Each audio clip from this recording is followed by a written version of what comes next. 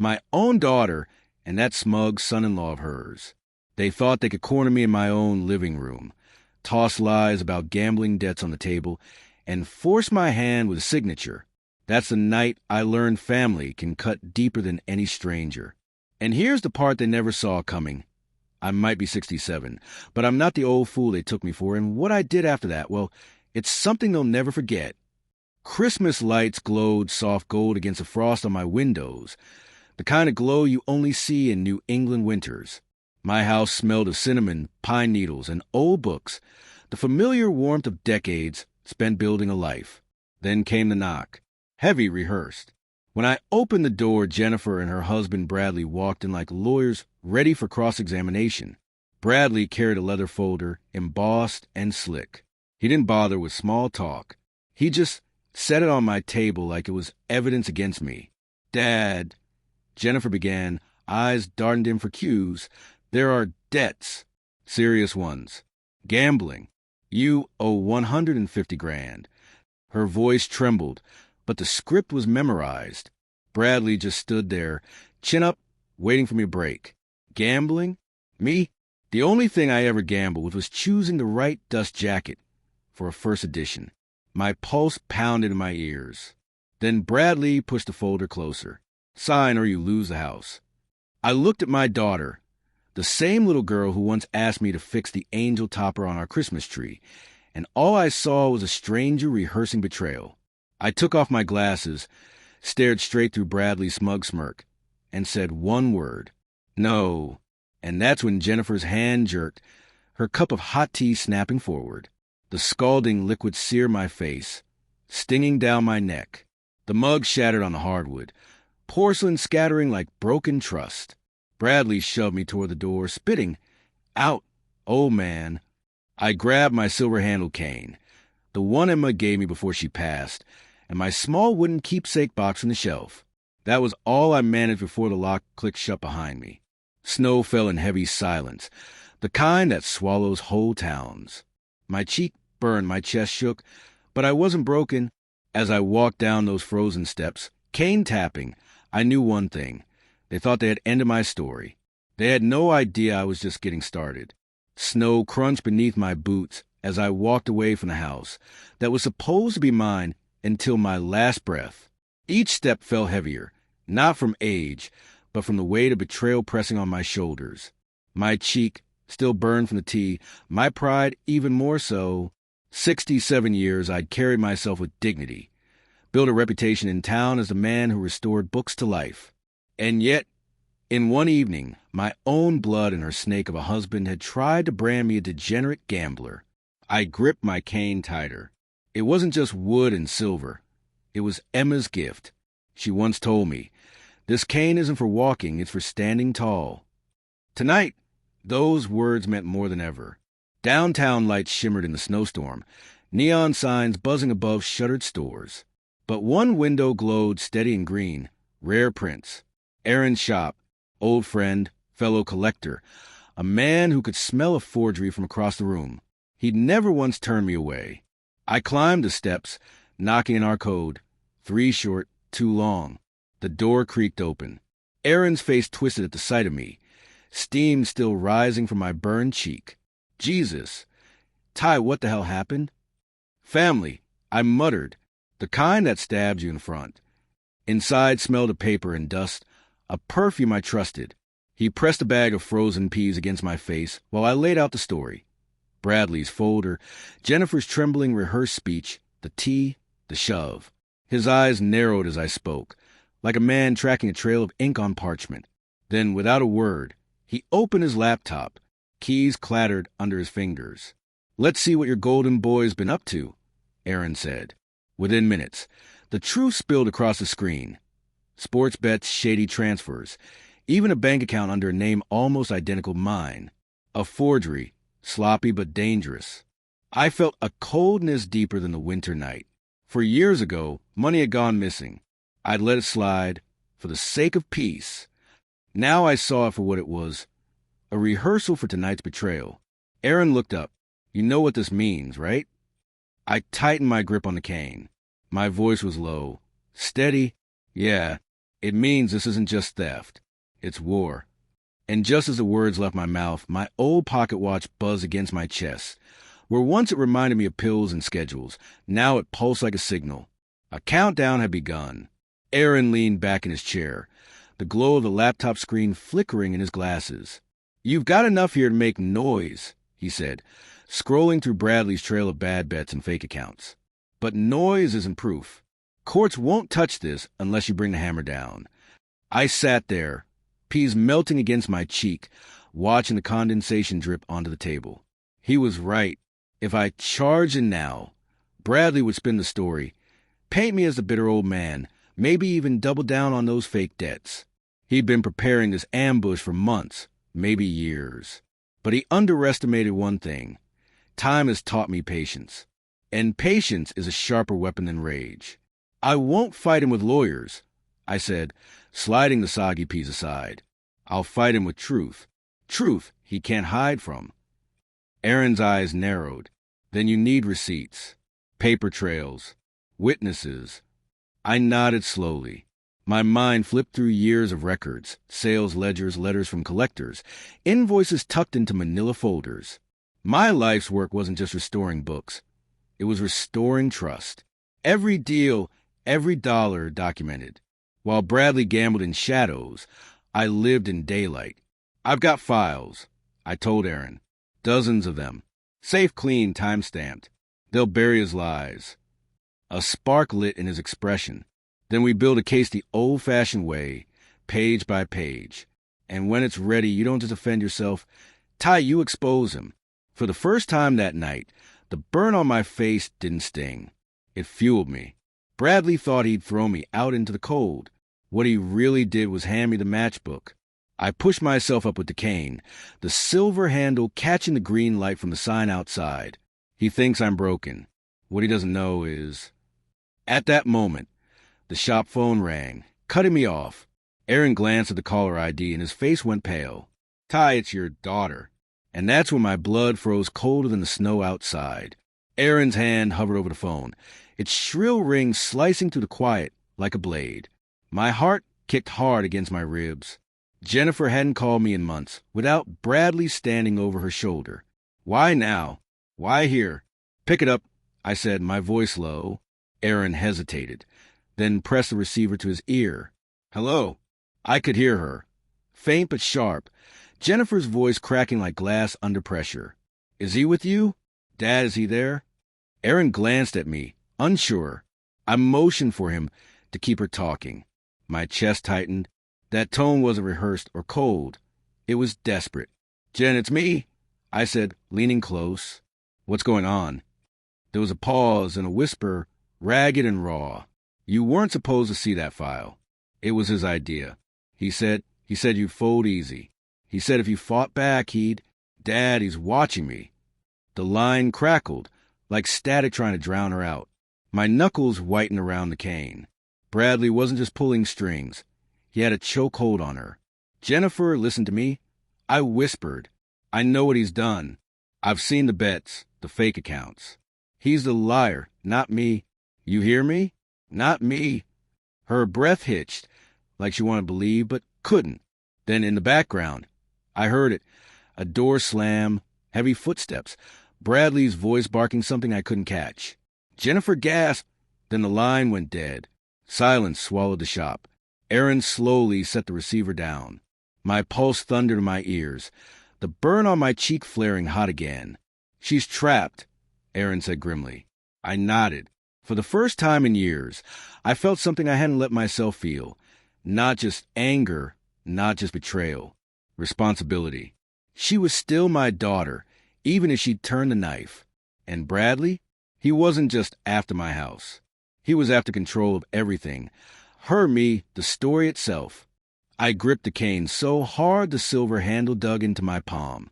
"Then it's settled," I muttered. "This isn't about defense anymore.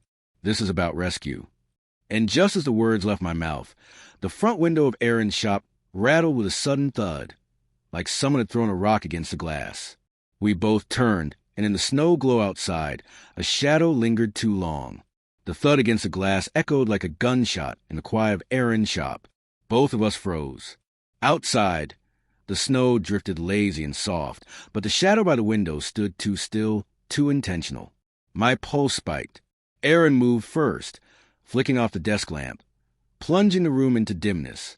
The neon sign buzzed faintly, painting everything in sickly green. I leaned on my cane, every muscle tense, eyes fixed on that outline beyond the frost. Whoever, it was wanted us to know we were being watched. The figure shifted, then slowly walked away, footsteps crunching in the snow until silence returned. Aaron muttered, "Bradley's people." I frowned. He doesn't have people. Aaron's jaw tightened. Then explain that little performance. We stayed quiet for a minute, the only sound hum of the heater and my own uneven breathing. My cheeks still throbbed, but inside, another fire burned hotter. Bradley thought intimidation would shake me. Instead, it clarified everything. He was scared, and scared men make mistakes. "I won't hide," I said, voice steady. "Not in my own town." Aaron gave me that look, the one that said he knew I was already planning my counterstrike. He wasn't wrong. I'd spent my life repairing broken spines, sewing fragile pages back into order. This was no different. Bradley's story had cracks, and I'd split them wide open until the whole thing collapsed on him. "Tomorrow," I said, "we start gathering. Ledgers, invoices, letters. Every piece of proof I've got. We put together like a book, chapter and verse."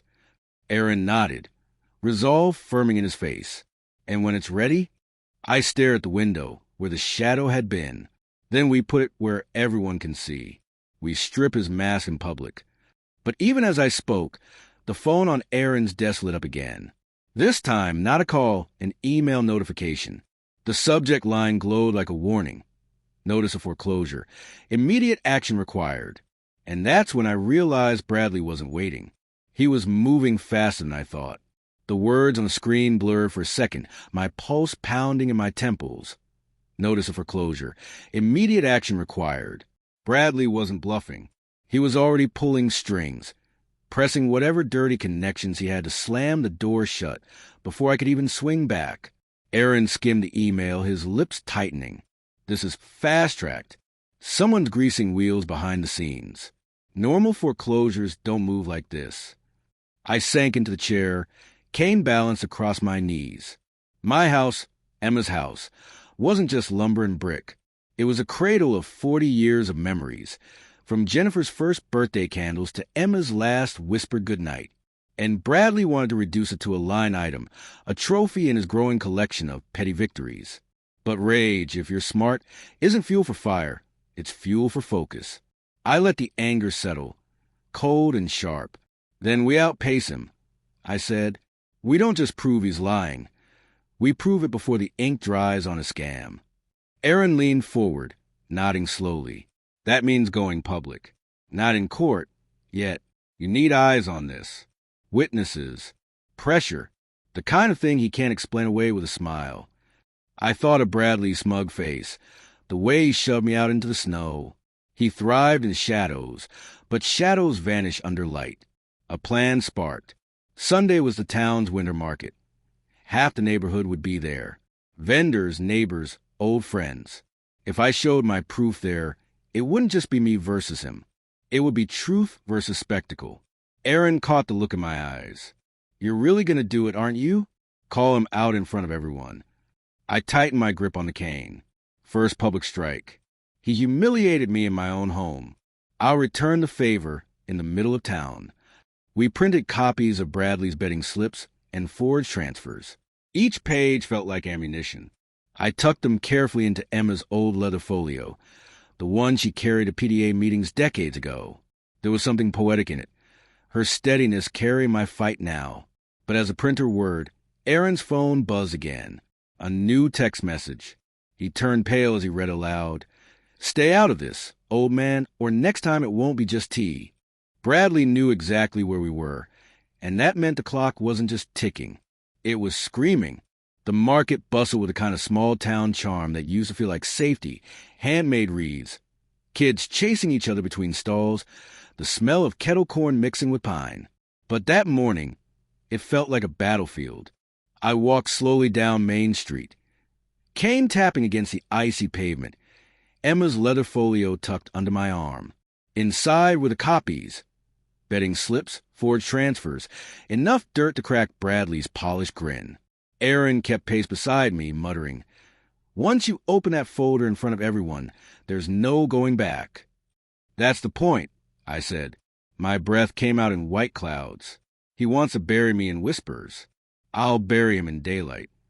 We reached the gazebo where the mayor was giving her cheerful holiday speech. People gathered around, steaming cups of cider in their hands.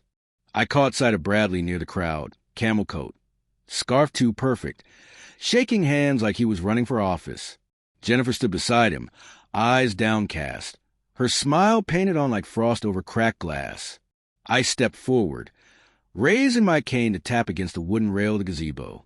The sharp crack cut through the chatter. Heads turned. Bradley's smile faltered for a fraction of a second before he plastered it back on.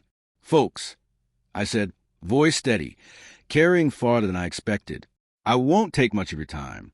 Just enough to show you who this man really is." I opened the folio, pulling out the first sheet, the fake account tied to my name. Gasps rippled through the crowd as I held it high. While I spent my life restoring books and paying my dues, this man, my son-in-law, has been forging accounts, stealing money, and blaming me to cover his debts. Bradley forced a laugh, stepping forward. "This is sad, really. An old man losing touch with reality." But the color drained from his face when I slapped down the betting slips on the podium for all to see. Neighbors leaned in, whispers swelling like a storm. Someone muttered, "That's his handwriting." Another, I knew something was off. Bradley's jaw clenched, his charm slipping. Jennifer's eyes shimmered with tears she tried to hide. And just when the murmurs reached their peak, a uniformed officer approached from the edge of the crowd, holding a folded paper. He walked past me, straight to Bradley, and said, loud enough for everyone to hear, "Mr. Collins, you've been officially served." The entire market went silent, hanging on Bradley's reaction, and I stood there, cane in hand, watching his mask begin to crack. Bradley froze, the officer's words hanging in the winter air like a church bell. "You've been officially served." For a man who thrived on control, that paper in the officer's hand was a wrecking ball. His polished smile flickered, then collapsed entirely. The crowd stirred, hungry for spectacle. Neighbors craned their necks. Phones slipped discreetly from coat pockets. Bradley snatched a document, his voice sharp. "This is a mistake, a misunderstanding." But his tone cracked, just enough for everyone to hear the panic bleeding through. Jennifer stood beside him, stiff as a statue. Her eyes darted toward me, then back to him, as if realizing the stage she was trapped on. I didn't look away. She needed to see I wasn't the broken man they tried to shove into the snow. I tapped my cane against the podium again, steady, deliberate. "A misunderstanding, Bradley? Like the gambling debts you pinned on me? Like the forged accounts with my name? Folks, I got ledgers, invoices, and witnesses who've dealt with me for decades. But him," I pointed the cane directly at his chest, "he's got nothing but lies and excuses." A murmur of agreement rippled through the crowd. Bradley's charm was gone, stripped bare under the weight of whispers. Someone called out, "I saw him at the off-track betting lounge last spring." Another, "Didn't he stiff the contractor on Maple Street?" Bradley's face flushed red, fury and fear wrestling behind his eyes. He tried to shout above the noise, but his words drowned in the tide of doubt spreading through the market. Aaron leaned close and whispered, "That's one hit, but he's not done yet. You've rattled him." I knew he was right. Public humiliation is a weapon, but it cuts deeper when wielded more than once. Bradley would scramble to regain control, to rewrite the story, and I'd be waiting at every turn, pressing harder, striking cleaner.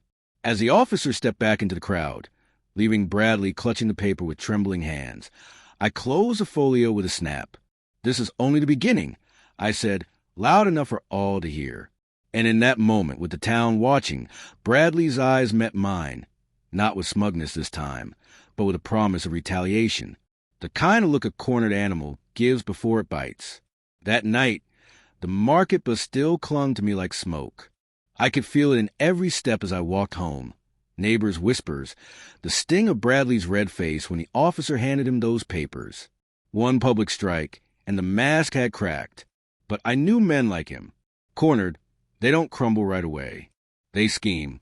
Aaron sat across from me at his shop table, flipping through the folio again. You made your move. Everyone saw it. But he won't lick his wounds quietly. He's too proud. I sipped the bitter coffee he poured, my hand steady. Good. Pride's a lever. Push hard enough, it breaks. Still, I couldn't shake the image of Jennifer's eyes, wet conflicted, darting between us. She wasn't just collateral in his scam. She was captive to it, the guilt of her silence pressed against me like an old bruise. She'd stood there, watching, maybe hoping I'd fight back, maybe fearing what Bradley would do when the crowd dispersed. As if on cue, Aaron's phone buzzed. A text from an unknown number lit the screen. You think you embarrass me? Try sleeping with one eye open. Aaron swore under his breath. I just stared at the words, calm as stone. Threats were Bradley's currency. But fear? Fear was mine to collect from him, not the other way around. We'll escalate, I said. Next time, it won't just be slips of paper. He thrives on reputation, business deals, dinners, handshakes. That's where we'll cut. Aaron leaned in. You're planning another public strike. I nodded. He showed his teeth today. Let's see how he does when his friends see the rot behind them. I pulled the silver-handled cane closer, tracing the grooves Emma once polished with a cloth. That cane had steadied me for years, but now it was more than support. It was a reminder I wasn't just standing tall for myself. I was standing for her memory, for Jennifer's freedom, for every neighbor Bradley had conned. The next battlefield was already clear in my mind, and as the snow thickened against the shop windows, I felt it deep in my bones. The war had only just begun. Then, out of the silence, Aaron's landline rang again. He answered, pale. Ty, it's the bank manager. He says Bradley's already filed papers to seize your accounts. The call from the bank manager hit like a cold hammer. Bradley wasn't wasting a second. He wanted to choke me out financially before I could gather more air. Aaron held the receiver, listening grimly, then passed it over. Mr. Harris. The manager's voice came thin and nervous. I'm sorry, but documents were filed this morning claiming irregular activity under your name. Until this is resolved, your accounts are frozen. Frozen. The word echoed. My savings, my records, everything I'd earned through decades of honest work, locked away in the shadow of his lies. Bradley wasn't just after my house anymore. He wanted to erase me. I thanked the manager, calm and polite, then hung up. Inside, though, something shifted. Fear tried to creep in, but anger pushed it aside. Bradley thought cutting off my resources would leave me powerless. He forgot I was from a generation that knew how to fight with grit, not credit cards. Aaron slammed a hand on the table. He's tightening the noose. You can't just wait this out. I'm not waiting, I said firmly. I'm shifting the fight. I leaned forward, lowering my voice. His pride is his weakness. He's at a dinner coming up, Rotary Club, local donors, all his high society buddies. If I show up there with the right evidence, I'll strip him bare in front of the very people he relies on. Aaron raised an eyebrow. You're talking about a second public humiliation, bigger than the market. I tapped the cane against the floor, steady as a heartbeat. Exactly. First strike rattled the town. This one will rattle his kingdom. The plan crystallized, gathered testimonies from folks he'd cheated, cross-referenced dates on his transfers, showed that the gambling losses weren't mine but his. I'd package it neat and undeniable. Truth laid out like a courtroom exhibit. But as I stood, ready to begin the hunt, a heavy knock rattled the shop door. 3 times, slow and deliberate. Aaron froze. My gut told me before my ears confirmed. Bradley wasn't waiting for dinner. From the other side came a voice, low and mocking. You think you embarrassed me today, old man? Open up. Let's see how steady that cane really is. The knock reverberated through the shop, each thud crawling up my spine. Aaron's eyes darted to mine. He was younger, but he looked shaken. Me? I'd heard knocks like that before. in war stories from my father, in collection visits back in the 70s when people didn't bother with lawyers. Bradley's voice carried through the wood, smug and taunting. Come on, Ty. Show me what a real man looks like when he's cornered. I gripped the cane tighter, feeling the grooves Emma's fingers once polished. My pulse slowed instead of racing. Funny thing about age, you stop mistaking adrenaline for panic. It becomes clarity. Aaron whispered, "Don't open it. We call the cops." I shook my head. No, if he wants a show, he'll get one, but it won't be the one he expects. I stepped toward the door, my cane striking the floor like a gavel. The neon glow outside made Bradley's shadow loom wide across the frosted glass. I unlatched the lock slowly, then pulled the door just enough to speak. "You want me cornered?" I said evenly. "Step inside, and you'll find out I'm not the easy mark you thought." There was silence, long enough to make Aaron sweat. Then Bradley's laugh, brittle and too loud. "Enjoy your little moment in the market, Ty.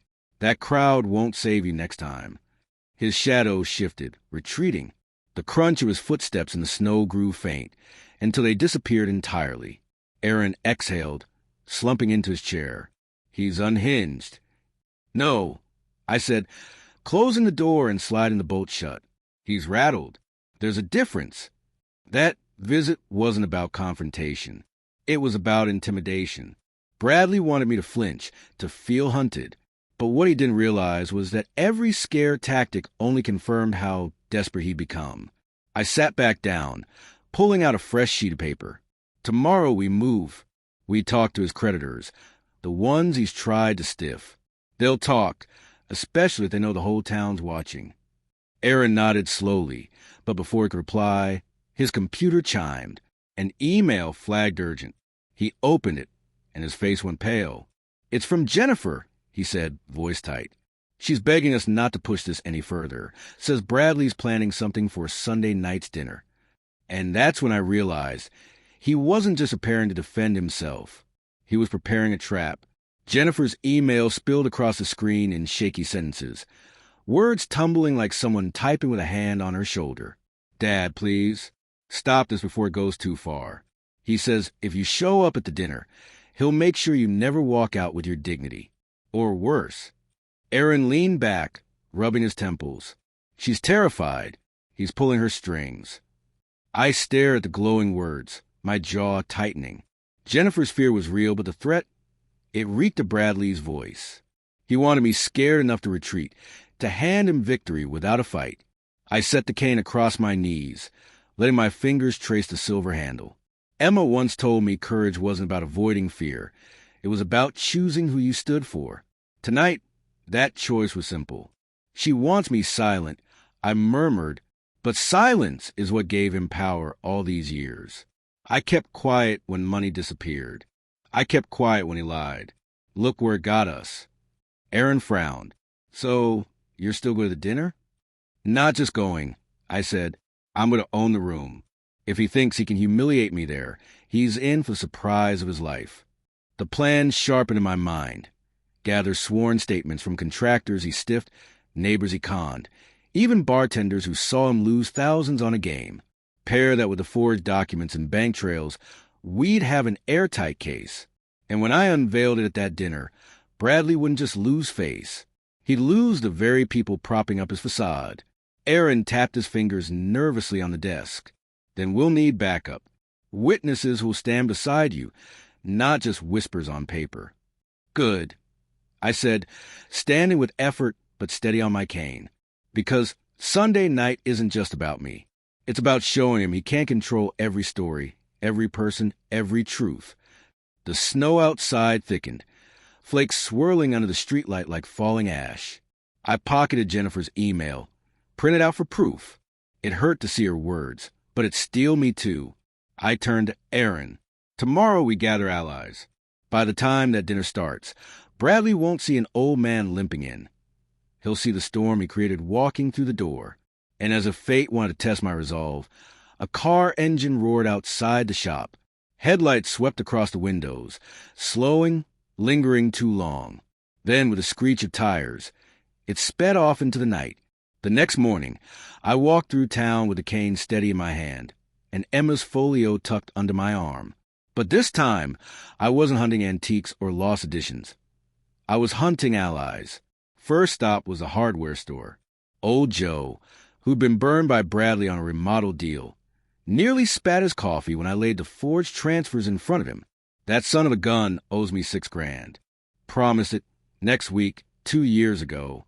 His hands shook as he signed the statement. Count me in. Then the contractor on Maple Street, the one folks whispered about, how Bradley skipped town on a bill. He read the papers, muttered a curse, and put pen to page. He's ruined enough lives. Glad someone's finally standing up to him. By noon, I had a stack of testimonies. Inked names, dates. Not gossip. Proof. Each sheet slid into the folio with a soft whisper, like pages joining a book that had been waiting years to be written. Aaron kept pace with me, his breath clouding in the cold. You got the evidence. You got the people. But Bradley's not stupid.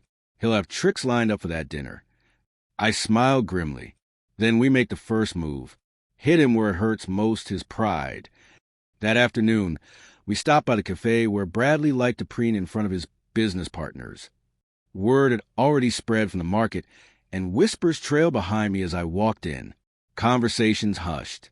Bradley wasn't there, but his absence only amplified the effect. I ordered a black coffee, opened the folio on the counter, and let the pages breathe. People craned their necks, reading enough to recognize names, signatures, numbers. It was deliberate, a seed planted in the town's gossip chain. By nightfall, half the dinner guests would hear about what I carried. And Bradley, he'd hear too, secondhand, powerless to stop it. Aaron leaned closer, whispering, You just staged a second humiliation without him even in the room. I nodded, sipping my coffee slow. Exactly. By Sunday, he won't just be facing me. He'll be facing the weight of every whisper he can't control. But as we stepped back into the snow, Aaron's phone buzzed again. He glanced down, face paling. The message was simple. Careful with your little parade. Old man. Sunday, I'll make sure the whole town remembers you as the villain. Bradley wasn't just preparing to defend himself. He was sharpening his knife. Sunday came like a drumbeat, steady and unavoidable. The Rotary Club dinner was the kind of event where the town's elite polished their reputations as much as their shoes. White tablecloths, chandeliers glowing soft gold, the smell of roast beef and ambition. Bradley thrived in rooms like this. But tonight, I carried something he couldn't outshine. The truth, bound tight in Emma's leather folio. Aaron and I arrived early, slipping into the back of the hall. The chatter was thick, laughter too loud, forks clinking like nervous ticks. And then Bradley made his entrance. Camel coat draped over his shoulders, smile rehearsed to perfection. Jennifer followed a step behind, her dress elegant but her eyes hollow. She looked smaller than ever under the weight of his performance.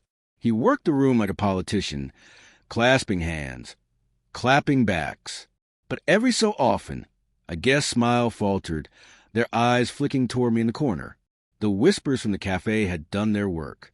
Doubt already lived in the air, and Bradley felt it. I saw it in the twitch of his jaw. When the speeches began, Bradley took the podium, voice booming with false confidence. Friends, tonight is about community, trust, and the bonds that make our town strong.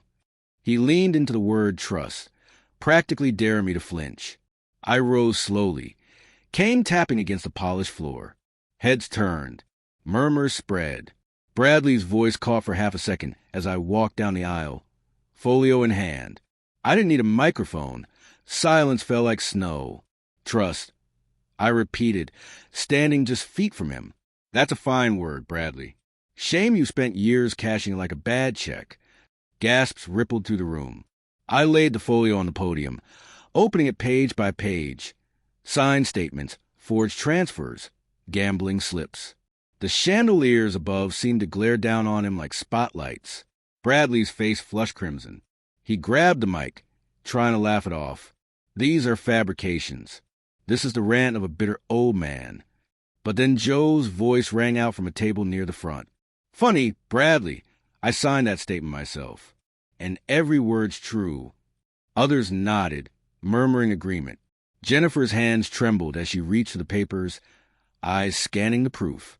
Her lips parted, as if a dam inside her had cracked. And just as the crowd's whispers rose to swell, Bradley slammed the microphone down, his voice breaking into a roar. "You think you won, old man? You don't know what I've got waiting for you." The room went dead quiet, and I knew in that moment the final confrontation had just been declared. Bradley's roar hung in the chandelier-lit hall like a thunderclap. Guests froze mid-bite, forks clinking onto plates. His massive charm was gone, replaced by a twisted snarl. I dragged him into the open, and now the animal in him showed its teeth. He jabbed a finger at me, voice cracking. "You think these people will believe a washed-up old man over me? I own this town. I own you." Gasps rippled through the crowd. It wasn't just what he said, it was how he said it. Arrogant, panicked, the kind of words you can't take back. I leaned lightly on my cane, letting the silence stretch until it hurt. Then I said, calm and measured, "You don't own trust, Bradley. You broke it, and everyone here just watched it happen." He lunged toward me, but Aaron and two others stepped in, holding him back. Jennifer's voice cracked through the chaos, trembling but clear. "Bradley, stop!" She clutched one of the signed statements, her eyes wide with horror. "It's true, isn't it? All of it." The crowd murmured louder, the tide turning fully now. Bradley wrestled against the hands holding him, red-faced and spitting fury. "You're all blind. He's manipulating you. But the words fell flat. Too many people had seen the evidence, heard the testimonies. The man who thrived on reputation was bleeding it out in real time. I stepped closer, close enough for only him to hear. My voice was low, steady. "You wanted me broken in front of town. Instead, you broke yourself." His eyes blazed, veins standing in his neck. "This isn't over." "No," I whispered. "It's ending tonight." Security finally stepped in, escorting him toward the exit. He thrashed, shouting curses that echoed off the walls.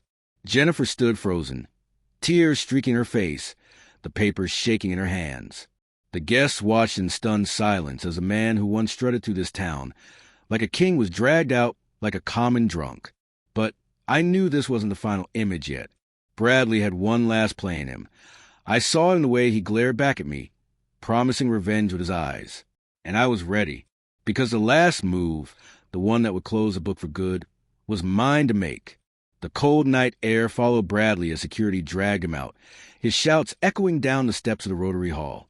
Inside, the guests sat stunned, whispers rippling like wind through wheat. Jennifer stood motionless, clutching the papers, torn between grief and relief. I rested both hands on my cane, feeling the weight of decades press against me, then lift. But I knew it wasn't over until Bradley's grip on our lives was cut clean. Outside, he tore free from the guards, stumbling into the snow. His eyes burned when they met mine, wild and desperate. "You think you've beaten me? I'll ruin you. I'll take everything." I stepped forward, cane crunching into the ice with each measured stride. "You already tried, Bradley. And tonight, you lost the only thing you ever really had, respect." I opened Emma's folio one last time, pulling out the final piece, a notarized record of his Forge account, linked directly to his bets. I held it high as townsfolk spilled from the hall behind me, their phones lighting up, recording every second. Bradley froze, watching his empire crumble in real time, the crowd capturing the proof that would follow him forever. Jennifer's voice, broken but steady, cut through the night. "I'm done, Bradley." She stepped forward, thrusting the papers back at him like shards of glass. "You don't control me anymore." The crowd gasped, some even clapping. Bradley's face twisted, his power unraveling in front of the very people he once charmed. He lunged again, but his foot slipped on the ice. He crashed to the ground, the silver handle of my cane glinting as I planted it firmly, towering over him. Before we continue, please subscribe to the channel and let us know where you're listening in the comments. I didn't raise my hand. I need to. His defeat wasn't in bruises. It was in the silence of the crowd, the pity in their eyes, the knowledge that his name was finished. I leaned down just enough for him to hear me. You tried to burn my life down. Instead, you lit your own funeral pyre. He lay there, panting, humiliated. I turned away, Jennifer at my side. The folio closed for good. As we walked into the night, the snow fell soft and quiet, no longer a shroud but cleansing veil. And in that stillness, I felt Emma's words in my chest. This cane isn't for walking, it's for standing tall. Tonight, I had stood tall, and Bradley Collins would never rise the same again. If you like this story, please like this video. Subscribe to the channel and share your impressions of this story in the comments. To listen to the next story, click on the box on the right.